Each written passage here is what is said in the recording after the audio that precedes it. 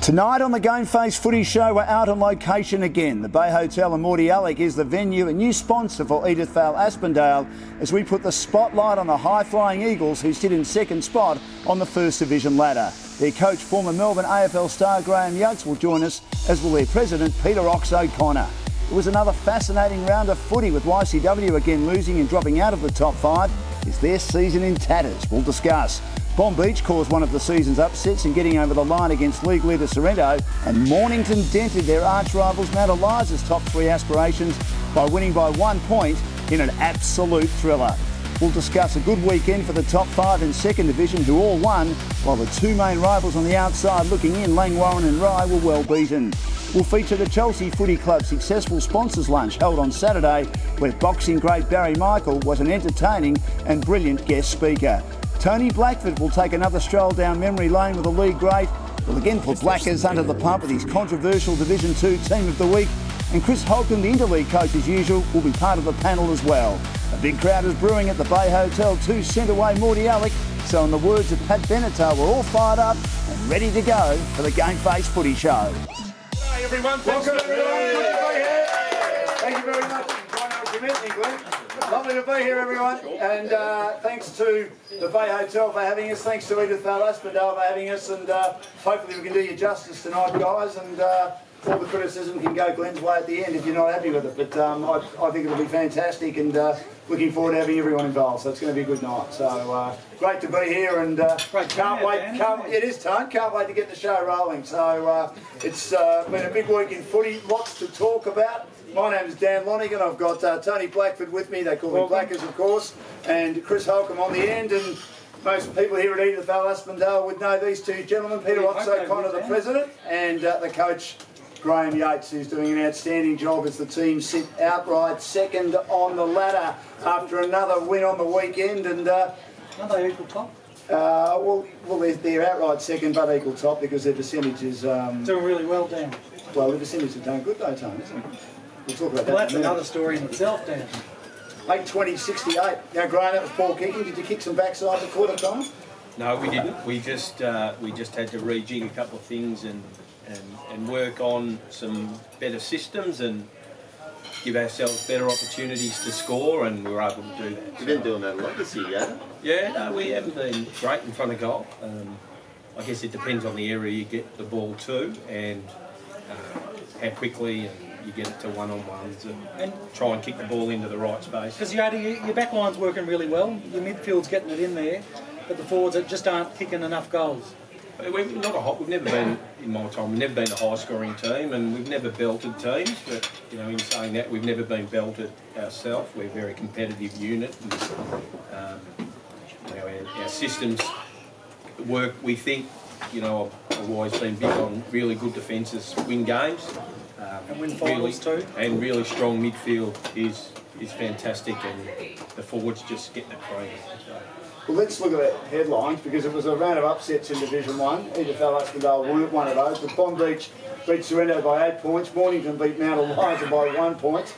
Mount Eliza did everything they could to try and win. Mornington did everything they could to try and lose, but they hung on by a point. And the Bombers, at the start of the year, this would have been an upset. Maybe not now, because YCW haven't won for about 8 weeks. Well, Dan, since you've come into the competition, you haven't seen a YC win. I have not. Everyone keeps telling me how good this YCW team is. They're, 6 wins and a no result in the 7 weeks I've been in the comp. So don't poke the bear. We play them next, Dan. Don't poke the bear. Please. We're going to go through some stuff a bit later. Here we are. I'm telling you right now, YC will play finals. Guaranteed. Are you still expecting them, Graham, to play finals? I would have thought so. Yeah. Even though they've lost 6 in a row? Yep, absolutely. After the bye, they'll get guys like Minchington, Kevin Lilac back into that senior side, and that's really going to help them. McLeod. Yeah, and they had the signs on the weekend against Frankston were really good. Frankston played really well, but the signs for YC, they're on their way back. Don't worry about that. And Dan, like on the weekend, it was a low-scoring event, wasn't it? You know, the weather. So every game was a close game. Yeah, I mean 5-15-45. I mean Frankston did kick a goal in the last quarter, and YCW just don't know how to kick goals at the moment. No, they kicked one, I think. Yes. Mornington beating Mount Eliza, no one would have thought that. I mean, well, I think Chris was put his hand up and said after the event. I tipped it last week. Did you tip it last week? We'll rewind that. Yeah. Did you really? Yeah. Like Mornington's been playing some good football, but just haven't been getting the job done, Dan. So I don't think that that's a surprise in those conditions.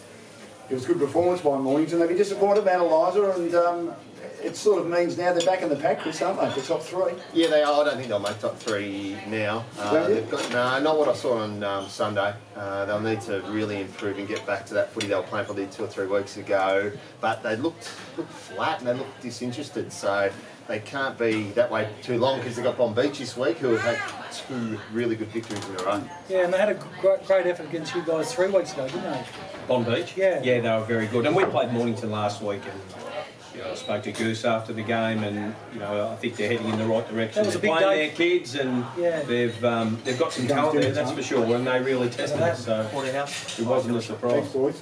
Porterhouse for you, Tone. I Philip for me, and the Aussie Palmer for Graham. So we've been well looked after. It's a great place here tonight. It's magnificent, the Bay Hotel. Great to be here, of course, and major sponsor now of the Edithvale Aspendale Footy Club. I went on a day here once. Did you? How long ago was that? A while ago. Where did you go?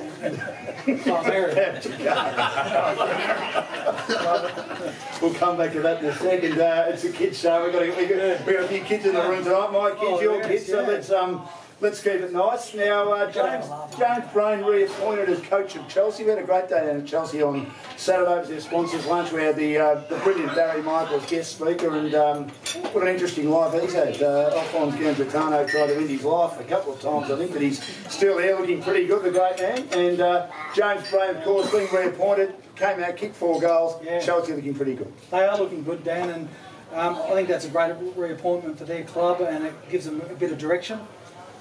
It certainly does. They're a massive chance, aren't they, to maybe win the flag. But I still think Red Hill are the best, aren't they? Well, there's another group of sides in it, Dan. 4 or 5 sides once again. I think Hastings have fallen away, but the other 4 are right in the mix. Well, it's great to have Graham Yates and Peter O'Connor here. We've heard a little bit from Graham. Ox, good, Ox, good to have you with us. You must be delighted with the way things are going, and another brand new sponsor, which is terrific in a pretty tough environment with so many footy clubs around this area trying to get sponsors on board. Yeah, no, we're got a lot of good sponsors. The Bay Hotel coming on board is timely because we hope to get a new facility at the end of next year. So we're probably moving here shortly. So you're going to get new club rooms? Well, that's the plan, yeah. I think a lot of clubs are looking for new rooms. We're working hard for it. Is that on the proviso there's a change of government? No, not at all. Will he still call the Kenny Lions Pavilion? Well, that's up for debate with the committee. I think it should be. He's a great man. Yeah, I'd say that. Do you think, Graham, it should be the Ox Pavilion? Do you think it should be the Ox Pavilion to be named after a great man? Yeah, I think there's merit in that. You seem very laid back, Peter, not too excited about having a new sponsor on board, or was that just your natural persona? It's Monday night. Well, he hasn't had a feed yet. He's having a diet coke, so I think it is a late. Very, very laid back. Now, one of the big issues, and talking of poking the bear, Graham, was the points, and you and I discussed it, I think, before the Sorrento game 5 or 6 weeks ago when I first started, and I wholeheartedly agree with you. I look at the point system and think, how can you have a player who's on an AFL list, and with the greatest respect to Liam Hewlett, he was 2 years on the list, didn't make it at Melbourne, yet you've got Chris Dawes, and you gave that example, played over 100 league games on the same number of points. You've got Mitch Hallahan, who played 26 league games on the, well, in fact on 1 point, because he's gone back to his original club. So I still think they should be 5 points at least because of the fact that they're AFL players. Jared Grant's gone back to Frankston Bombers, and he played nearly, that's wrong. He played, in my opinion, and as Gary Lyon has said, a former teammate of yours, Graham, this is an opinion-based industry, football, and we're allowed to have an opinion. Opinions are like backsides, we've all got one.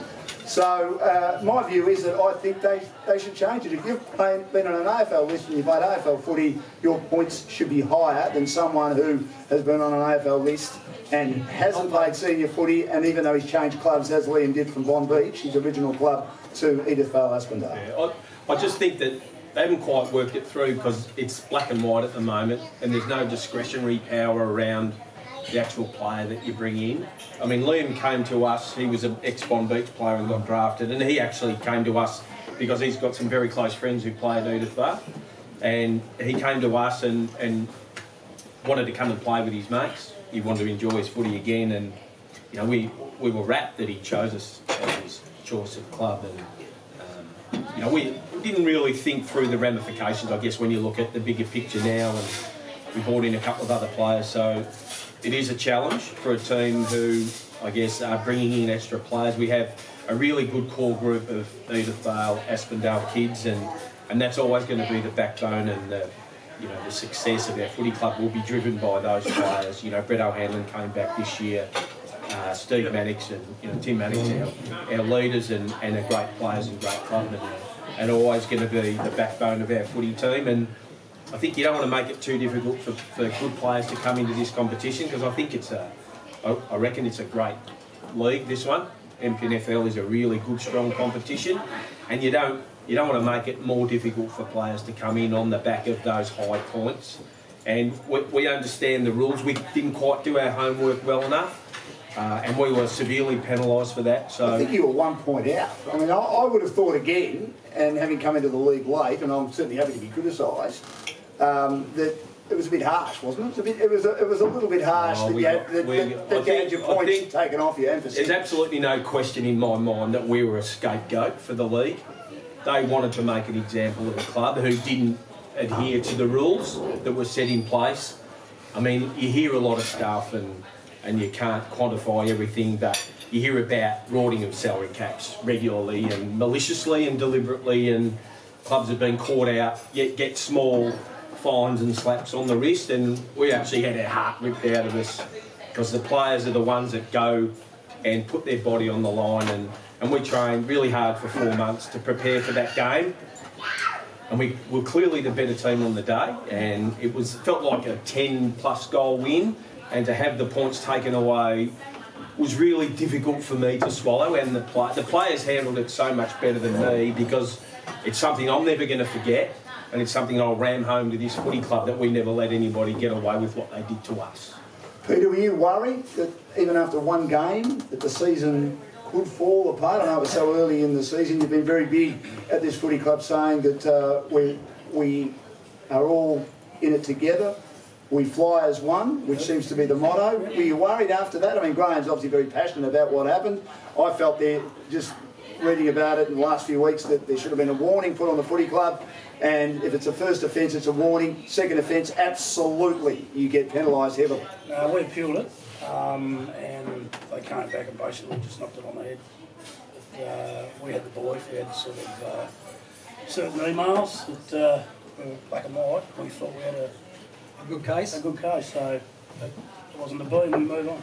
You're more black and white about it, Chris, aren't you? I am more black and white about it. You can go down the path of having each case dealt with one by one. If you have a lot of influx into the league, I don't know about the man hours spent to put into that sort of thing, or a hearing to see what points someone's worth. They're trialling this and it's going okay so far. And I've said the whole time, Edithvale they recruited really well at the start, and then they probably had 2 or 3 come in late that they didn't really count on, that sort of pushed them over that threshold, and to juggle that might have been the case. I don't think they deliberately went out and overshot their points. So that's why I think there needs to be a warning. I mean, if you do it deliberately, I have no problem with that. I mean, you go way back to the Melbourne Storm 8 years ago. Now it's a different situation, rorting the salary cap. Yeah. Now, I'm not convinced they should have had their premierships stripped. Certainly should have had their points stripped that year, not their premiership stripped. But, I mean, if you do it deliberately, absolutely penalised. I get the impression, and I know obviously we're talking to the converted here tonight in this room, but I get the impression that it was a mistake, an unintentional mistake. Honest mistake. But 2014, Mornington were in the same position. We recruited Mick Gay, Dale Nolan, Danny Nolan, Adam Symes. Adam Symes come late, and he hadn't played football for 2.5 years. We thought he was 1 point because he hadn't played for so long. Turns out that he played the first 6 rounds that year. We couldn't play him for the first 6 rounds that year, and he had to just sit out and wait. Then round 7 he was away. That were the rules that were in front of us. We had to play by them. So be it. We just took it on, and we ended up playing a grand final that year, which I'm sure these guys will be as well. You know, I've been a massive fan of these guys since round 1 when I saw them. That was the best performance I'd seen for a long time in the NPFL, that round 1. They were up and about, and there's no doubt that they'll go deep. Yeah, no, I don't reckon you've played your best football yet. We've played spasmodic footy. You know, I guess you can only win, and you've been doing that. Yeah, every time, you know, we turn up, we don't always play at our best, but you know, we talk about the spirit in the group, and it's hard to quantify. You can't put a stat against the spirit of the group and the fight and the courage that the team brings, and I think that's a unique beauty of Edithvale Aspendale from what I've seen. I've been around footy a long time, and you know, there is a uniqueness about this place, and there's a uniqueness about every footy club, and you know, it's something we've tried to build, and that's something that the players drive themselves. And as a coach and as a committee, we're really privileged to work with these great people who you know, put their body on the line every week and have carved out a really good season for themselves so far on the back of that disappointment at the beginning, and it hasn't seemed to have gone away. Created too much. Well, it hasn't gone away for me. Certainly they need to move on. Not sure I will, but I'll certainly overcome it in time. I think for the playing group, it's actually an opposite. I reckon it galvanises you because you've got something you can talk about week in, week out. When things get hard, you can use that as a channel, and I reckon it'll work in your favour later on through. We've never openly talked about it. We've talked about it with our leaders, and Ox addressed it with the players, and we've never tried to use it as motivation because they don't believe that they need to do that. They got a job that they're keen to get done, and that's what drives them, I think. Did you shake hands with Steve Hughes in your most recent meeting with the league? You didn't shake hands with him? I can't say I've got that close, no. And did he try and talk to you, Graham? I've got a serious beef about this, Dan, so don't wind me up, mate. No, I know you do. It's my job to ask the hard questions. Seriously, I think it's a total disgrace what happened to our club. But by the league and that footy club. A total disgrace. Well, what about, I mean, I just think it's a great effort, though, that, as you said, the guys have got themselves back on track. They've put it behind them. They've hardly lost I have the utmost respect for these guys because of what they've been able to achieve, and it didn't seem to affect them that much. You know, I was really angry and really cross, and you know, but these guys have handled it so professionally, certainly better than me anyway. And you know, they've been incredibly courageous. And I guess if you look at the season, we haven't really faltered to any degree. You know, we lost to Sorrento by a kick. YC were too good for us by a couple of goals. And you know, we played some good footy, and on the back of that, we've won a lot of games. And I talk to the players a lot about what our best is and how do you know what that is. But if you continue to turn up and win, you know, Pine's game was a terrific game. They really served it up to us, and you know, we overcame a really slow start. I think it was 4-0 at the 10-minute mark of the first quarter. And I thought, wow, we're in some serious trouble here. And within another 10 or 15 minutes, we were right back in the game. It was amazing. It was a great first quarter, wasn't it? Oh, it was a terrific game of footy. I mean, I have said publicly, and everyone that was at the game said publicly, that Pines were the better team. But Edithvale Aspendale had their noses in front at the end because of their maniacal self-belief, which was a terrific performance. Peter, we're going to take a break, but just before we take a break, I believe some of the presidents have booked Carr Street Frankston for the grand final on a Saturday. Now, I know last year you guys had a brutal second semi-final against YCW, and speaking to Kev Lilac a couple of weeks ago in a game that we broadcast between YCW and Bond Beach, he said that both teams were pretty sore. And then the next week, Bond Beach were able to beat your team because you just missed out on beating YCW. They still believe they would have lost that game. The impression we're getting, what Chris has told me, it'd only be a 6-day break for the team that comes off the preliminary final, because even though AFL South East want the grand final on a Sunday, some presidents have gone ahead and booked it for a Saturday. Which will be on that? Well, I wasn't at the last meeting. Yeah, I don't think that's fair. Well, not a 6-day break. No. Not for the biggest game of the year. No, I agree. Well, actually, I don't mind the idea of a Saturday grand final. But on a 6-day break for the team that wins the prelim? They can't schedule it any other way because the second division want to use that ground as well. Yeah. So that's. But didn't AFL South East say they wanted it for a Sunday? Yeah, exactly. So they're at the sort of loggerheads. I don't know what the presidents are on, what they're smoking, trying to book a ground on a Saturday when the league have already said it's on a Sunday. Well, who do they think they are, really? Seriously. So, Peter, have you spoken to these presidents? And no names, no pack drill. We won't mention who the presidents are, but I think everyone in the room who follows the league knows who these presidents are that have booked Carr Street for the Saturday. I did hear they had, but as I say, I wasn't at the last meeting, so I've heard they haven't rang me up, no. I heard one of the finals might be at Mornington as well, which is a real small. Yeah, only because the netball grounds over there. Yeah, but it shouldn't. I've viewed Netball that, shouldn't yeah. be involved. I actually rang up the league and I said I don't think they should be. Right. No. I think they should be playing at the best grounds. Yeah, 100%. I think absolutely. Ground. Yeah. Absolutely. Frankston, that kind of thing. So I get the impression, again, just before we take a break, some of the presidents are not on the same page. no, certainly not. And how do you change that, though? How do you get all of you on the same page? Because you've got a great comp here. As I say, I've only been in it a short time. First division is flying. Second division is close as well. I think you need a third division. I think you need Cranbourne in. I think Chelsea Heights be good to come in. And other teams come in as well. But there are some presidents that just want it as is and want it back to what it was before, which was a bit one-sided.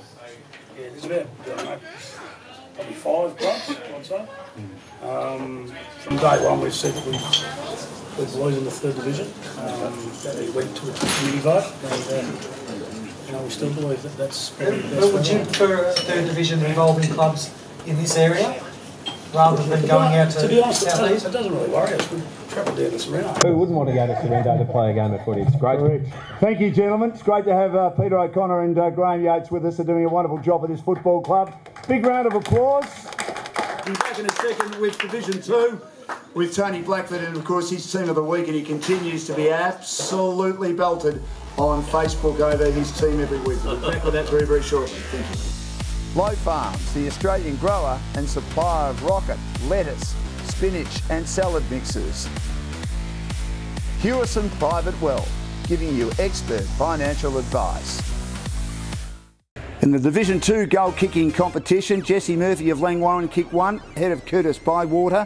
Another 4-goal haul for Chelsea as they thrashed Rye. He's on 47. Then Michael Theodoritis kicked 2. He's on 40 for Devon Meadows, having an outstanding year despite his team, the Panthers, struggling. Luke Hewitt of Hastings didn't kick any. He's on 37. Ethan Johnston of Dramana also goalless to remain on 35. In the reserves in Division 2, Scott Sterling of Rye, goalless to be on 32. Richard Mathers of Coringal closed the gap to 3. He kicked 1 to go to 29. Luke Clark of Chelsea, none to be on 23. His teammate Andrew Silva, also none to remain on 18. That was a low-scoring match. And Corey Hanger of Langwarrin booted 4. He's joined Andrew Silva on 18. Looking at the under-19 goal kicking in Division 2, Logan Sanford of Red Hill 1. He's on 45. He's blitzed the field. 14 ahead of Shannon Reid of Langwarrin, who remains on 31, didn't kick any on the weekend. Ben Tovey of Dramana didn't kick any either. He's on 26. So is Nathan Allen of Langwarrin, also goalless. And 3 goals to Anthony Beale of Coringal to move to 26. Let's take a look now at the Division 2 GameFace Player of the Year award. In the senior, Samuel Gertz of Dramana, 4 points to be on 37, 2 in front of his teammate from Dramana, who's had a quiet few weeks but was back to his best on the weekend. Billy Quigley for the Tigers, 6 points, he's on 35. Another Dramana player, that's why they're on top of the table. They're top 3 in the points earners for the Player of the Year award. Terry Wheeler didn't get any points on the weekend. No, not the ex-Western Bulldogs coach, the Dramana footballer. He remains on 35. And Travis Bravo's joined them on 35 from Pearsdale after 1 point on the weekend. And there's another player on 35, so it's pretty tight at the top, and that is Adam Kirkwood of Rye after a 6-point performance despite his team getting well beaten by Chelsea. In the reserve, Scott Sterling of Rye, no points to be on 39, 6 points ahead of every other player. Dane Layden Kozakus of Dramana, no points to be on 33. Also no points earned for James Longley of Langwarrin to be on 31. Cody Weir of Hastings is on 28, and Matt Mitchell of Chelsea also on 28 after no points. And Mitch Hall was pointless as well from Devon Meadows to remain on 28. And in the under-19s, Tristan Giuliano of Chelsea, he's 14 points ahead of every player. Another 5 points. He's having an outstanding year, the Chelsea under-19 player. 5 points to move to 64. Will Host of Tyre, 5 points to go to 50. Nathan McLean of Devon Meadows, 3 points. He's on 47. 6 points for Caleb Watkins of Hastings to go to 42. And Lockie Cox of Tyre, no points on the weekend. He's on 41. It was an excellent weekend for the top 5 as they put some breathing space between them and the chasing pack in the race to the finals in second division. Chelsea versus Rye in front of the club's sponsors who were there for a luncheon. Chelsea, under recently reappointed playing coach James Brain, proved far too good for top 5 contender Rye. A 4-goal-to-1 first quarter set up the victory, and in the end a 57-point margin proved there's a fair gap between the two clubs. Red Hill versus Langwarrin. Red Hill continued to firm as a serious premiership contender, while the Kangaroos could be consigned to pretenders after failing to score in the second and third terms and not kicking a goal after quarter time. They finished with just 2 goals, and one of them came from league-leading goal kicker Jesse Murphy, who notched his 50th for the season. The Hillmen won by 38 points and now have an incredible percentage of over 164. Tremana versus Devon Meadows. The league leaders continue to win despite patchy form. This time their victims were Devon Meadows. The Tigers won 3 quarters, but their performance was more solid than outstanding. Playing coach Ricky Johnston booted 4 goals for the winners, who were 2 games clear on top. Coringal against Pearsdale. The Bulls returned to the winners list at the expense of Pearsdale, but were unimpressive in doing so. They led by 29 points at half-time to kick just 1 goal 5 in the second half to record a 19-point win, but they know they can play much better. Somerville versus Crib Point. The Eagles returned to the winners list, but Crib Point was tenacious enough to ensure the margin never got out of hand. The Eagles won by 29 points, but only scored a behind in the last quarter when a much bigger victory was on the cards. Hastings versus Tyab. After 2 big losses in a row, the Hastings Blues just had to win no matter the margin to stay in the top 5, especially if Langwarrin won. As we know, the Kangaroos were well beaten and the Blues got the job done against Tyab. They started well blitzing their opponents to lead by 33 points at the first change, but the Yabbies chipped away at the margin and won the second half to lose by just 16 points. And this win puts Hastings 6 points in percentage clear in 5th position.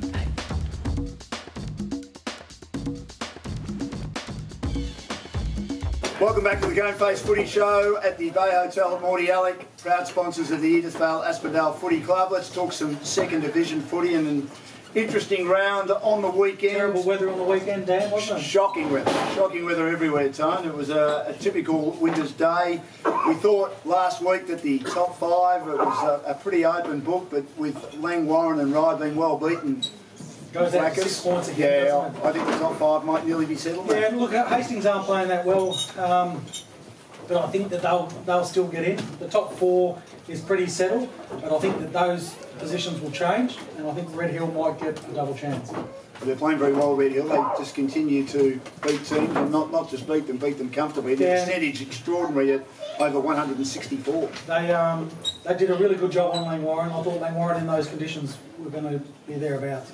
Yeah, they were very, very poor, Chris. I know that you were extremely critical of them, and then for 3 weeks they played good footy, and they kicked 2 goals in the first quarter and didn't kick another one. They were back to the form that before Hawks gave them a spray.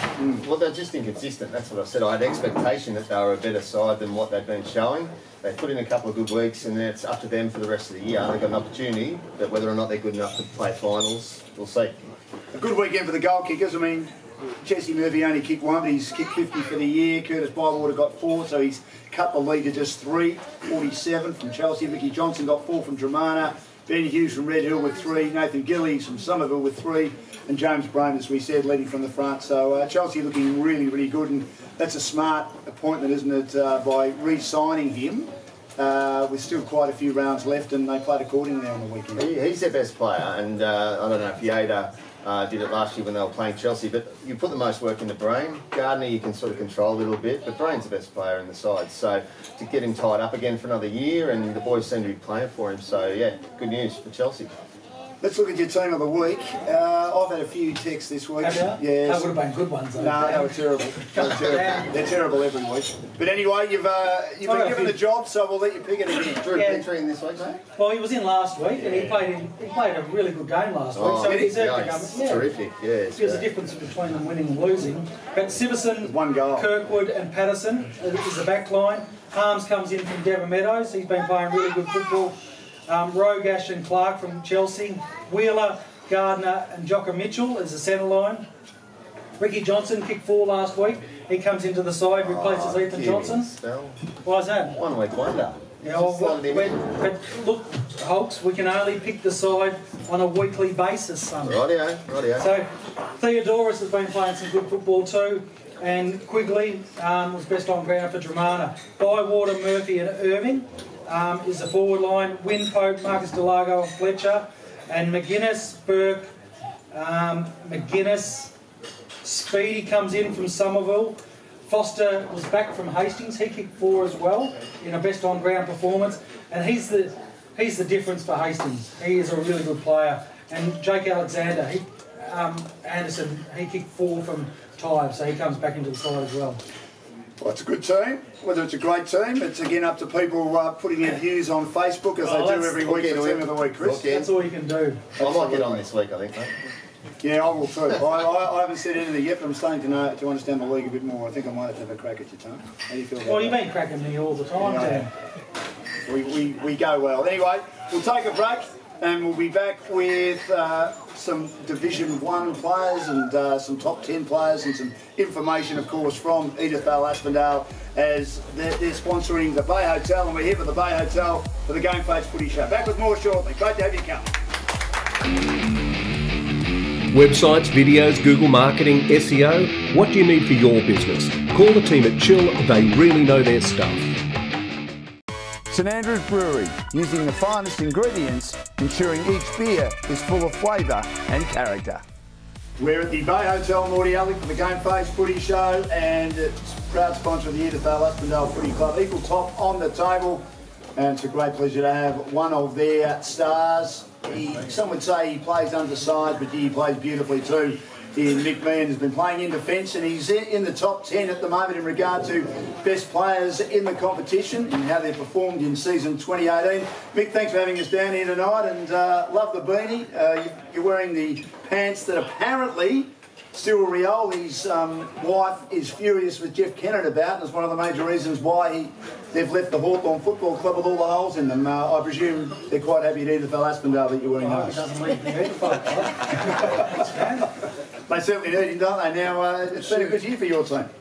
It's been very good. Yeah, we're just starting to get a good team balance across the board now, so yeah, just taking it 1 week at a time. You've rehearsed that answer, haven't you? Of course you have. He's just Have you enjoyed the move down back? I loved it. Loved every minute of it. Got a good group around me, a lot of young blokes. Had a first game on the weekend playing down back with us, and we got blokes who are 18 and 19 down there as well, so yeah, it's good to kind of lead them in the next few years, I guess. Would I be wrong in saying that you're probably a bit fitter this year than you have been in a couple of years past? Oh, that's up for debate. Hey, you just like to be moving well behind the ball and running out. I mean, you've got a great backline, Carlin, Mullins. Bretto's probably having his best year in the last 4 or 5. Yeah, just gelling really well down there, and it's a bit different playing that back line than the forward line, isn't it? Yeah, it's a bit different. I speak on behalf of a couple of us who were forwards and now we're back. I think Bretto said he kicked the bag on you one day. So. Oh, piss. I've been hearing this story, and there's no chance. Yeah, I was pretty happy with it. So, yeah, no, playing along with like Mullo and that, you know, it's just, yeah, it just gets easier every week because they're, you know, just great bloke. Well, looking at the GameFace top 10 players in Division 1, Sean Downey of Rosebud, despite his team struggling, has had a great year. Joel Miller of Mornington didn't get any votes on the weekend, but he's in second. Greg Bentley of Rosebud, third. Paul Scanlon of Pines just keeps on keeping on. Dale Sutton of the Bombers had a very good game on the weekend. Zach Vansittart of Seaford is sixth. Nick Marston of Sorrento is seventh. Matt Teresh of Seaford eighth. Cole Hutchison of YCW is 10th, and Mick Meehan in front of him 9th. Do you think this is one of your best years, Mick? Can you fly home and win it from here? I definitely think we win the flag, yeah. What about you, though, winning the best player of the year? I haven't really put much thought into it, but... He will now, though, Dan. Yeah, it's in the back of my mind now, so I'll give it a bit more effort on the weekend now. Why do you think the team's playing so well? Or winning, in particular? Probably chemistry in the group. It's my 4th year at Edie, and I reckon it's probably the most enjoyable and the best as a group. Like, from the first play down to the 50th and the twos, you know, everyone's mates with everyone. And yeah, if you run out your mates, it's just easy. It's an easy job. It's just, yeah, simple. Haven't you liked Yoda until this year? Again, that's up for debate. Nah, Yoda's the same. He's you know, coming from such a high grade, is, you know, it's not easy coming back to local footy and coach such high footy for 20 plus years, and every year he's just getting more and more involved with the group, and yeah, we have the utmost respect for it. Toughest player you played on this year, considering you've been down back? You've had some good forwards, haven't you? Probably the 7 minutes I played on Chris Dawes, and kicked about 4 or 5. Because when you played Pines, the young kids try to take Edwards and Bongetti, and you sort of try to drift off. You come across them again maybe in a finals game. You think you'll get that matchup? Yeah, it depends who we've got available, I guess. I mean, they got off the leash that day a little bit. I mean, yeah. Nico and Mullo are very good players, but if something happens along the line... I think we had Nick Canellan on Bongetti, and then he went into the ruck and stuff, but I reckon once Nick Carlin went on Bongetti, he held his own. Bongo wasn't as dominant, but yeah, Aaron Edwards is the one to watch, and I think all teams agree on that one. Yeah, 100%. Just on those few minutes, I know I mentioned the wall here when you played on Chris Dawes. When you're getting a bit of a touch-up like that, for want of a better expression, how do you cope with that? I think it's just, you know, seeking support from your blokes around you. I think one thing we do is that we've got kind of a team within a team in our back line, you know, and we always just, you know, try to get around to a bloke who's, you know, not having the best day, but we just keep him up, keep him, you know, full of energy, and then, you know, hopefully our energy that we still have rubs off and we all click. Yeah. First time I've mentioned Mick, it's a pleasure to meet you. You seem like a pretty laid-back sort of bloke. How fired up do you get on the footy field? Do you get fired up? No. Nah, I don't know. It's hard to get fired up, you know. I'm not an angry person, never have been, never will be, I guess. But you're playing great footy and so is your team. Great to have you with us. And back with more on Edithvale Aspendale, their inspirational captain Steve Mannix, plus our lookalikes as well. Look out, there are a few in the gun tonight, and that'll be next on the GameFace Footy Show live from the Bay Hotel Mordialloc. You First Real Estate. Call 59259278 or visit youfirstrealestate.com.au. Wilson Parking, safe and secure parking. Welcome back to the GameFace Footy Show at the Bay Hotel Mordialloc. It's a great pleasure to have inspirational captain of the Edithvale Aspendale Footy Club, Steve Mannix, with us. And Steve, you've got a very special presentation to make. Your club, of course, kicking goals on the field, off the field, and doing a lot for charity as well. Tell us all about that. Yeah, against Bomb Beach, we had a charity day, which was run while we were playing, and Liv and boy Spencer, who's got a few issues, but it's we raised just over $10,000 for him. So yeah, we're here to.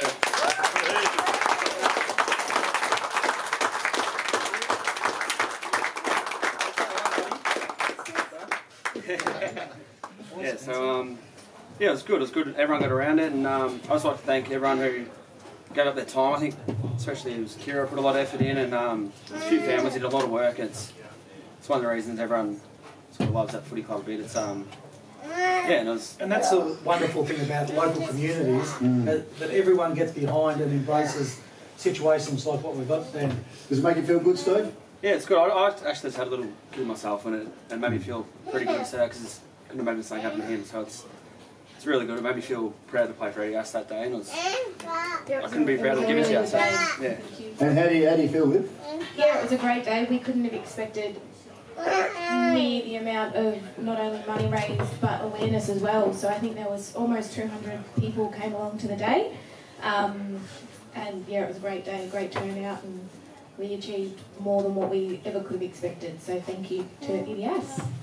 Absolute pleasure. Well done. Thanks very much.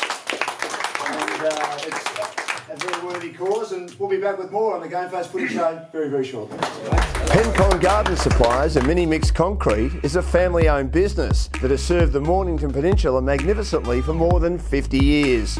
For all your garden and building supplies, concrete, soil, sand and mulch, visit Bart and the team at 58 Peninsula Avenue Rye or call 59852252 or 5985 2998. Good to have your company on the GameFace Footy Show. We're at the Bay Hotel Mordialloc, proud sponsor of the Edithvale Aspendale Sporting Club. We're highlighting the Eagles as they continue their outstanding season. Eagle top on the table in First Division. Now, before we speak to our next two guests, we're going to do our lookalikes, which has become a very popular segment. Do you reckon you'll get another run, Dan? I hope not. I've had two already. Well, I'm as ugly as you know what. So there are a few people that look like me, unfortunately for them. But I think it's about time we find other people. What about you, Tone? You were what? Where is Watley? The first week, weren't you? Yeah. I didn't get a run last week. Sam Fox and Jamie Drury. Sam Fox having a very good year for the Frankston Bombers. That's a pretty man. Paul DiMartina and Shelton Rosario of Leen Warren. That's terrible. Troy Shannon and Justin Levitch.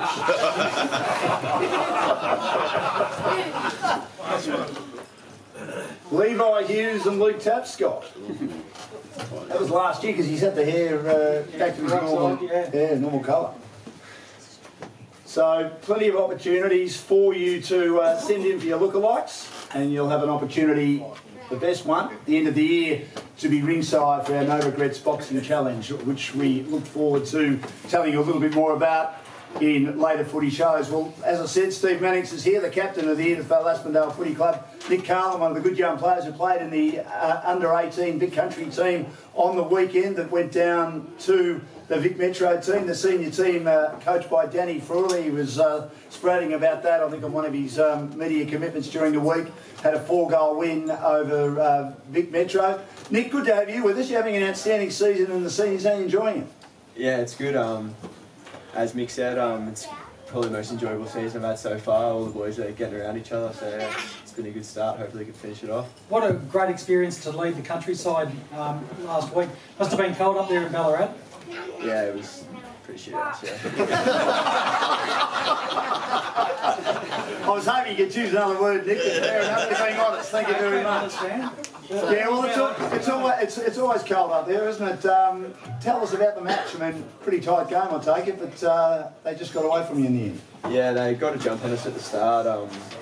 We sort of won the last 3 quarters, but yeah, the wind at the start just got the better of us and we couldn't get the win in the end, yeah. Nico also was a late call-up for the senior interleague side this year. So as a kid who's still eligible for under-19s, it's a massive effort and acquitted himself really well on the day. How'd you find that day, mate? Yeah, it was good. Obviously, big surprise. Bit of a late call-up. Yeah, well, found it probably a bit easier to found the footy. Everyone's using it well and yeah, it was a good experience. And Steve, the overall season's going pretty well, isn't it? Yeah, we're going right. I don't feel like we've played that well. We're just kind of winning, and hopefully we can keep improving each game. But I think we've got a bit more in us. It feels like we've had probably 10 guys play good at once, not the whole team so far. But everyone's had their turn at stepping up when they need it, which is good. But hopefully we've still got a little bit of improvement left. Do you think you're capable of flicking the switch when you have to? Well, we've had a few moments this year. I think it was the second quarter against Mount Eliza where we kicked about 8 goals in a row, and that was in probably 15 minutes. And probably the same against Pines when they came out. But at the moment, it seems to be we're doing it once we're behind. It'd be good to start the game and then. That sounds pretty capable, though. 8 goals in 15 minutes, Dan. Yeah, we definitely are, yeah. So what do you have to change in the next 5 weeks? Because obviously there's a lot of good sides coming through and you can't just skim through a final series. Yep. So what do you have to do better over the next 5 weeks to make sure you're top of the game? Well, we've got starting to get a few players back through. Dory's been back in. He'll be better for the run. He's a good fella, Brett Doran, isn't he? He's a nice bloke you meet off the field, but he's got a bit of country wildlife fever. Yeah. Angry man on the footy field. He's a good bloke, yeah. Liam's had 2 games through the 2s as well. Yeah, he did well. I think he kicked 4 or 5 on the weekend. He's been the best both games, so I'd assume he'll be pretty close to playing this week. And he's a good bloke too. He hasn't sulked about it. He's gone down and got around all his other teammates, and he's got 2 of his best mates in the 2s as well. So I think he's actually enjoyed playing with Lockie, who's Fox's son. He's a bit of a pest as well. What about your brother? How far away? Oh, who knows? He got his broken hand and came back, and now his calf is giving him a few issues. He's been getting a fair bit of treatment. Hopefully we can get him back in a couple of weeks because he'll add a bit to us. But yeah, he's just going to... I think he's played his whole career through injuries and it's starting to catch up to him a bit. Nick, you're playing in an undersized backline, as Mick talked about earlier, but you're learning all the time, aren't you, and holding your own. What have you learned about your footy this year by playing these roles? Well, obviously, it's a new experience each week, getting a new opponent, but probably just learn to play as a team more. When you're undersized, you need all the support you can from all your teammates, so yeah, it's good to sort of play as if we have a loose or a third man, something like that. Yeah. And Steve, with the way you're going, I mean, last year you finished third, competition a bit different this year, a bit tighter. Do you feel you're good enough to win it this year? Yeah, I feel we're good enough. We have to play our best footy. There's some really good teams. Yeah, we play our best footy. It's a lot more even, isn't it? Yeah, it's a lot more even. Last year, probably some games you come to knowing you're going to win. This year, it's every game you're going to have to play your best, otherwise it doesn't. And YC aren't the standout that they've been? No, but you're still going to feel comfortable playing there. But they've probably found it a bit tougher, but I don't think they've had injuries like this, and it's tough. Yeah. Good on you, boys. Thanks so much for joining us. It's been great having you on the panel tonight. Good luck next week for the rest of the season. Thank you. Joining us on the Edithvale Aspendale.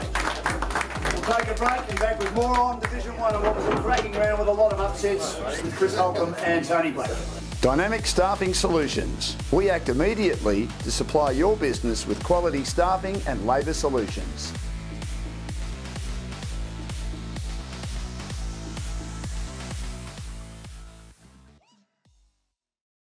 Okay, after 13 rounds, let's look at the Division 1 leading senior goal kickers, and Aaron Edwards of Pines has now got a 6-goal lead over the rest of the field. He's on 39 after booting 4 in the Pines win over Rosebud. Despite Mount Eliza going down, Jordan Moncrief is outright second on 33. He kicked 2.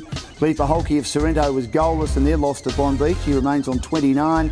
Trent Dennis Lane kicked 1 for the Sharks as they beat Sorrento to move to 28. Jackson Calder of Mornington played a big part in the Dogs' narrow 1-point win. He kicked 3 to go to 27. And Chris Dawes of Sorrento 2 to move to 26. In the reserves, Michael Chaplin of Frankston YCW remains on 29. Didn't add to that total on the weekend. Tom Loney of Seaford, 2 goals to move to 22. Mitch Chopping of Mount Eliza, 3 to move to 16.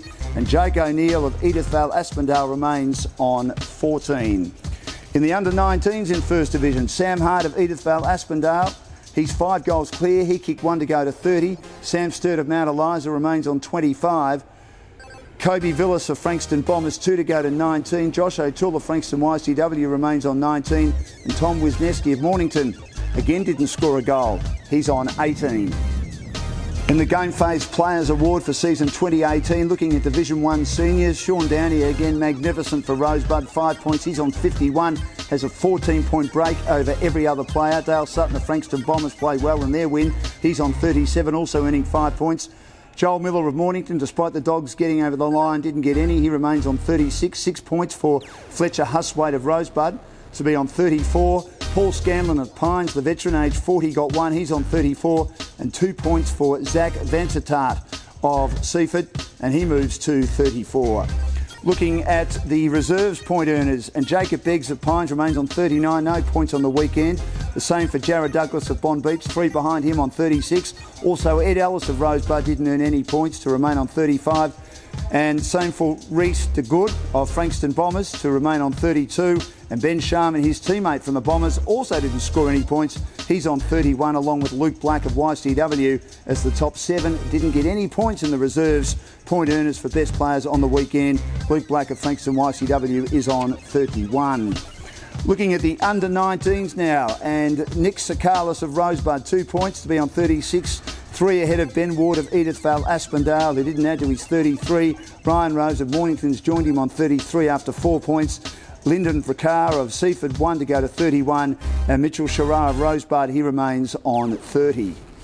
There were 2 major upsets in First Division on the weekend, indicating how close the competition is. Sorrento versus Bond Beach. The league leaders could have put this match to bed in the first term, but were woefully inaccurate, kicking 2 goals 10 to 2 straight. This kept Bond Beach in the game, and they took advantage to lead at half-time and eventually get over the line by 8 points to stay in the finals race. Frankston Bombers versus Frankston YCW. YCW haven't won since early May and needed a victory to stay in the 5, but again fell short. The Bombers led all day, and despite being restricted to 4 behinds in the last quarter only, they managed to hang on by 6 points in another low-scoring scrap, putting the Stonecats out of the top 5 and in jeopardy of not playing finals. Edithvale Aspendale against Seaford. It was another inaccurate performance in front of goal by the Eagles, but they keep winning. They trailed at quarter time, kicking a lousy 7 behinds to the Tigers' 2 goals. Their conversion rate was slightly better after quarter time, but a final score of 8-20-68 still indicates that's one area of their game the Eagles need to fix up with the finals on the horizon. Rosebud versus Pines. The Pines are in the top 5 after a solid victory over Rosebud. They got off to a good start, leading by 20 points and increased the lead at every change to win easily, thrashing the Buds by 52 points. Aaron Edwards kicked 4 goals for the Pythons. Mount Eliza versus Mornington on Sunday. Arch rivals Mount Eliza and Mornington took to the field, and the Bulldogs produced one of the season's upsets, beating the Redlegs by 1 point in a dour struggle. It was Mornington's 3rd win of their 4 so far by less than a goal. While for the Redlegs, for the first time this year, there are no certainties to clinch the all-important double chance in the finals. Welcome back to the GameFace Footy Show, live from the Bay Hotel Mordialloc, proud sponsors of the Edithvale Aspendale Football Club. Another one of their star players, young player who's leading the under-19 goal kicking is Sam Hart. He leads by 5. He kicked 1 on the weekend. Welcome to the panel, Sam. Good to have you with us. Yeah, thanks for having me.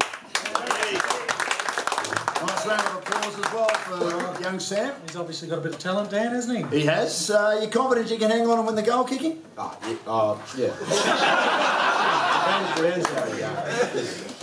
Yeah. Well, that's my fault for asking a yes or no question, Chris, wasn't it? We'll be alright. Good. You're playing good footy though, aren't you, yourself? You think? I don't know, patches, so. You're a hard man. Tough conditions. I'm good on sunny days as well. It's been raining a bit, so. Tough conditions on the weekend for a bloke who doesn't like the rain, Dan. He still kicked a goal. Just. And holds a 5-goal lead over Sam Sturt of Mount Eliza. He's been playing a bit of senior footy, hasn't he? He has, yes. Have you been tapping Yader on the shoulder, asking for a... No, I actually like it at 19. Ooh, so. Right. Just keep sturdy up there, I think. Yeah? I think he's only doing 5 a game or something. Is that the tackle monster or is that the other one? No, the tackling machine, that's Bailey Breen. I'll call him the tackle monster, mate. Oh, Sounds cool. better. Yeah, it does sound better. Don't call me, I think I've got 2 this year. So. Yeah, no good. 2 tackles? Oh, no, 12. 12 tackles. Have you kicked any goals from those with your forward pressure? Nah. He's doing that. Sam, you're a small fella. You don't look at all those small forwards for the pressure? Oh, like, they won't get through me. Yeah, I'll definitely take them down if they're near me. Nice, confident young fellow, isn't he? Good to have him part of our panel. You're always confident, Sam, you can kick a lot of goals every week? Yeah, for sure, you got to be. Of course. You need confidence. Well, that's why you're playing with Edithvale Aspendale. They need confident people, don't they? Like It all comes down to the supply, though, he said, Dan. Yeah. So his teammates up the ground. Absolutely. Well, Chris, we've got a lot going on, haven't we, in First Division at the moment. It's an outstanding competition. I still think Bonbeach are an outside chance, but their percentage is not great. But Franks and Weiss, you're outside the top 5 for the first time in a long time. Yeah, they have, but I love everyone jumping off them. Like, when everyone started going, oh, I see not in the finals, ooh, Boogeyman's around. Like, I went through and had a look at the run home and found a couple of startling things. Like, now Liza went that flash on the weekend. Bombers are playing really good footy. They're going to push for top 3. Don't worry about that.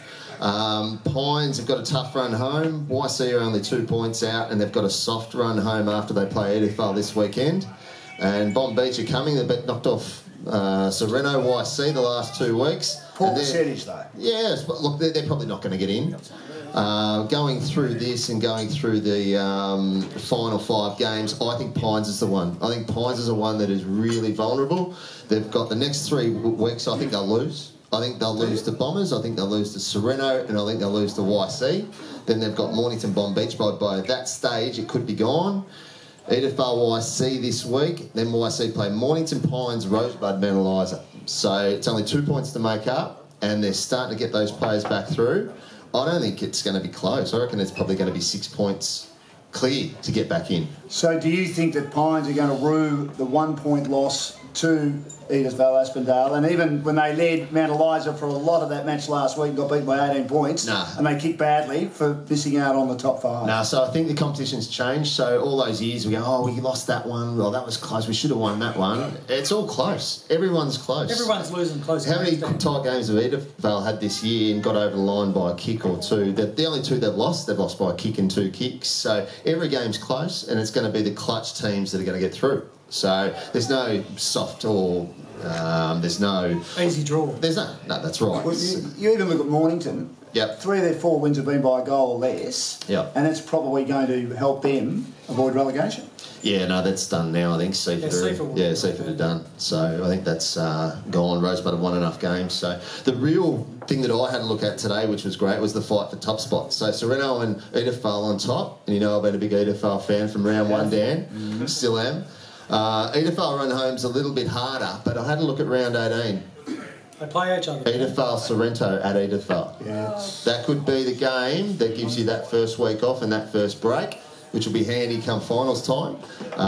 So I'm really looking forward to hopefully those 2 sides get and we can have a blockbuster before we get in the final series. It'll be a little bit of a maybe dress rehearsal for the grand final, or certainly for one of the finals, and then we might have that issue that we spoke about earlier, a 6-day break for the team that manages to have to work their way through the preliminary final. No, that's rubbish, mate. They won't play on this Saturday. Who are they kidding? It's a joke.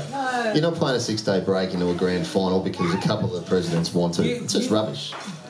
Chris, a few years ago, that's what used to happen in the PM division.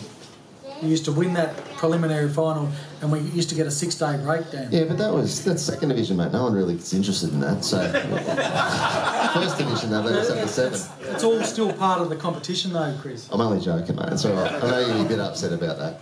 But no, look, the weekend was cracking, mate. We had a lot of great games. Mornington's upset over Mount Eliza. The big one was Frankston Bombers YC. That was a slog all day. I'd love to see them on a dry track because I reckon both those sides will be thereabouts come finals time. Bombers are finding form at the right time of the year. How come Ongarello played for YC on the weekend? I don't know what happened there. I know he was in the big country side, but I don't know. He got selected in the big country side, but he played for YC on the weekend.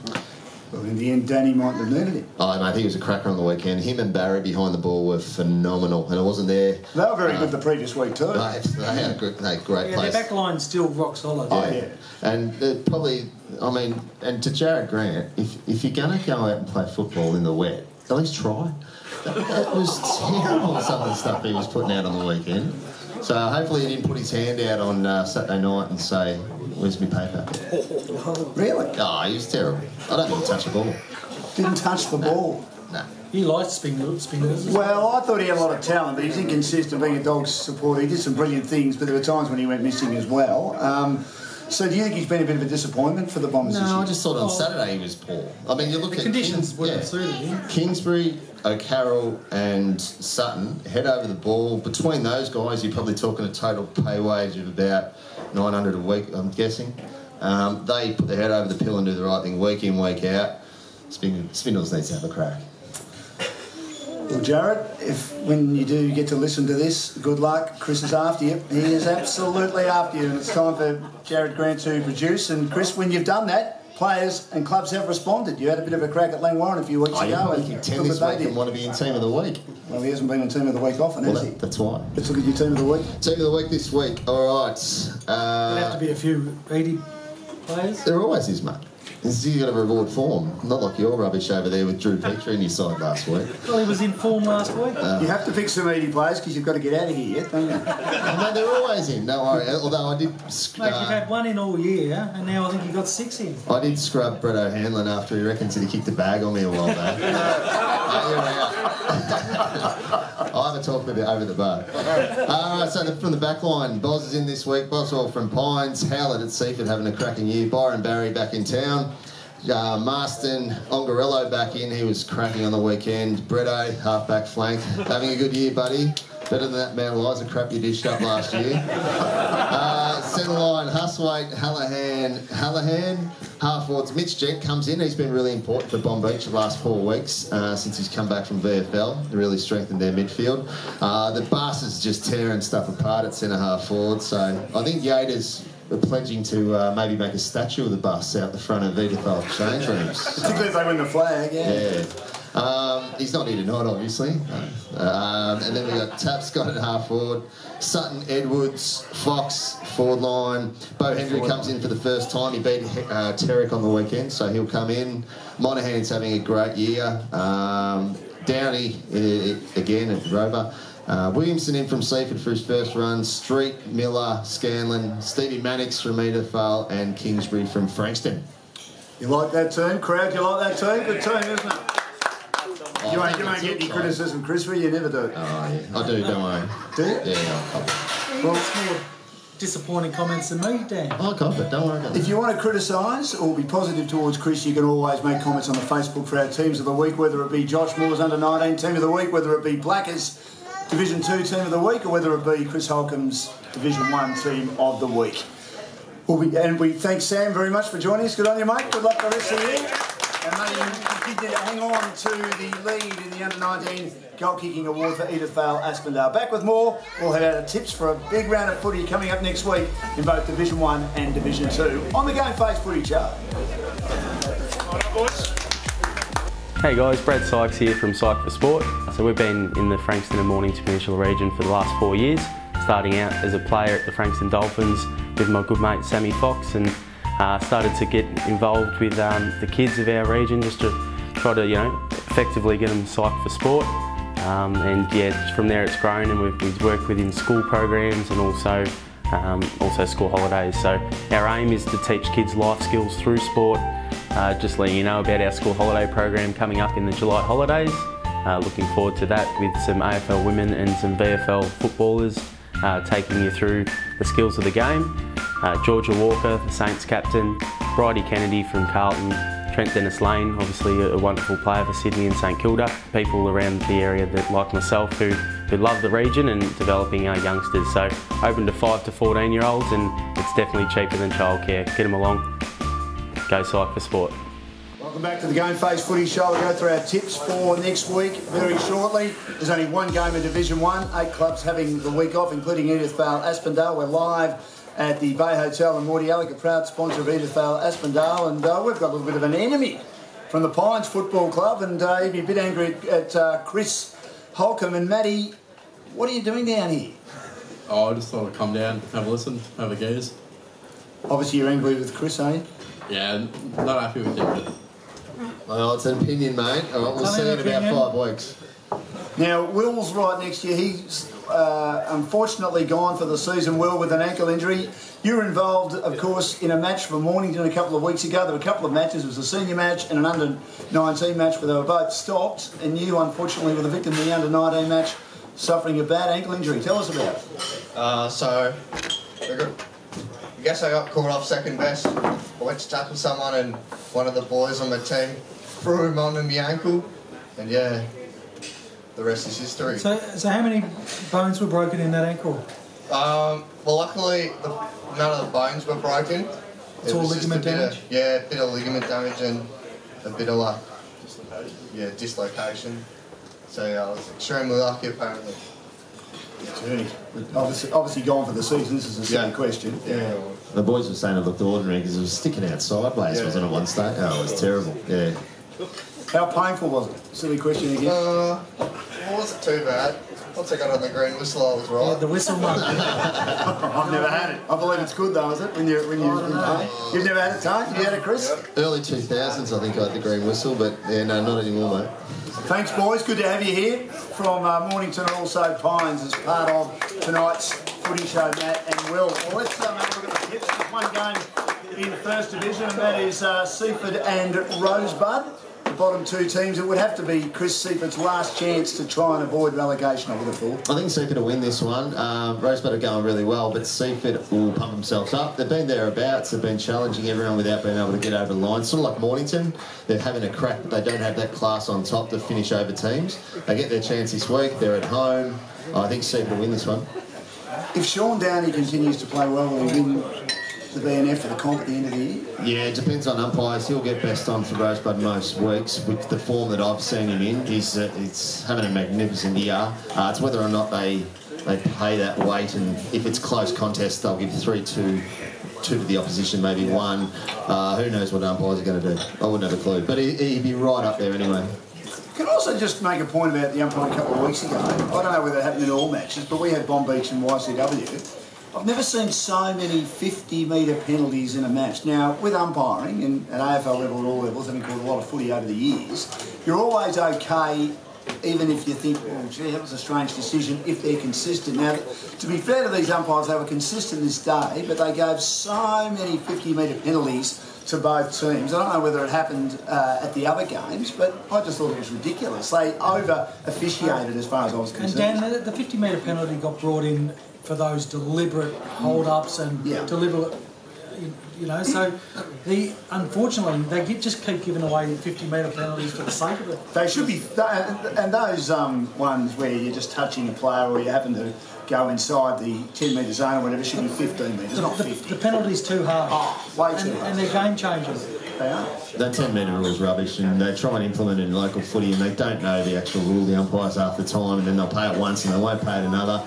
But look, I was a massive umpire basher when I was playing, but now that I've sort of finished up, they do a great job for the training that they get, and they're having a crack out there. So you sort of get to deal with what you've got. Let's look at the Division 2 tips.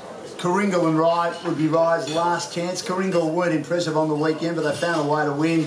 They had dropped 2 of their previous 3. You'd expect them to win at the ball kick. Yeah, Kooringal's form hasn't been great, but I'd expect them to get the job done against Ryde. They were disappointing against Chelsea last week. Yeah, I'm going for Kooringal. Yeah, I'll go Kooringal. Chelsea should beat Tired, even though I thought Tired were pretty competitive for 3 quarters. Yeah, they've been pretty good, Tired, but Chelsea should get the job done there, Dan. They come back hard against Hastings. Hastings are battling away a bit, but great year for Tired, fantastic year for Chelsea for me. It's the second time that Tired have really pushed Hastings. Good result for them. Great result for them. They've done a fantastic job, Tired. So hats off to them, but they won't win this week. Gee, you're just positive, now you're negative. Well, it's better than sitting on the fence. Well, exactly right. Exactly right. Yeah, and me. Crib Point and Red Hill. Crib Point I thought were okay in the weekend too, but Red Hill are absolutely flying. Yeah, they're flying, and they'll get the job done at Crib Point, even though it's at Crib Point. I can't see them getting close down. Oh, I don't think they'll get close, but they were competitive on the weekend. Yeah, Red Hill. Red Hill. Oh, easily. Devon Meadows and Somerville. It's a good game. Good game. 50-50. Yeah, Devon's got some good players, and so has Summy. Inconsistent both sides. Devon at home for me. I was going to say that, but I wanted to disagree with you at some stage, so I'll take Summy. I reckon they're up and about this week. I'm going for Somerville too. Yeah, I have to disagree with you, Tony. Lang Warren and Dramana. Now, Dramana have only dropped 1 game, but I still don't reckon they're playing all that well, but Lang Warren just about blew their chances with a pretty ordinary effort on the weekend. Their last chance, though, this week. Yeah, it was a terrible effort by Langley last week. They kicked 2 goals in a game that they really needed to show something. Yeah, Langy just inconsistent. Dramana, you're into them. You are into them at the moment. You don't nothing wrong. No, I know that. No, I know they're winning, but I'm not sure. You got your doubts. Well, they've had a pretty good draw, and they're still winning. Let's see if they can turn it on against the really good sides. Yes, I know that. I know that. But let's see how they go. In the last 4 or 5 weeks, I'd say their form's been patchy. Rightio. You reckon? Well, are you going to back Lang Warren, or who's that? If Dramana going that poor, are you going to back Lang Warren? No, I'm going to go for Dramana. Oh, good on you, mate. I think they're a better team than Lang Warren, but I still think they need to play better. Rightio, Dramana. I think you need to go for Dramana. Hastings against Pearsdale. Hastings will win that. Yeah, Hastings have to win that. Sean Foster, great to have him back. He played good football in his first game back last week. He kicked 4 and was best on ground. And changes the team. He does. So, yes, Hastings for me. Thank you, gentlemen. It's been a pleasure. We've got, of course, going down memory lane, I should say, with Andrew Brady, who won many best and fairest, including 2 at Rye. He only won 2 at Rye. Yeah, he only won 2 at Rye, but he only spent 2 seasons at Rye. That's one of the more famous jokes in the competition, Tony, isn't it? Even though I can't tell them very well. And next week on the program, it'll be good to have the Pines president, Jeff Spigos, who's always got a lot to talk about, joining us on the GameFace Footy Show. We thank the Bay Hotel. We thank the Edithvale Aspendale Football Club for having us here tonight. Good luck to them for the rest of the year. And don't forget, keep watching us on the GameFace Footy Show.